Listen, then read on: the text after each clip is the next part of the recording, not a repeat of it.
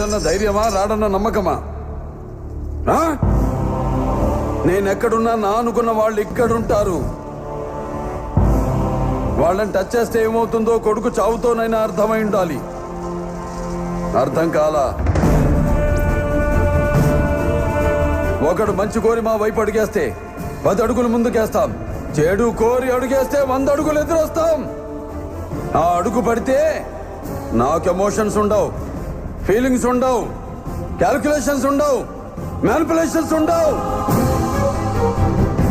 చెప్పండి వాడికి.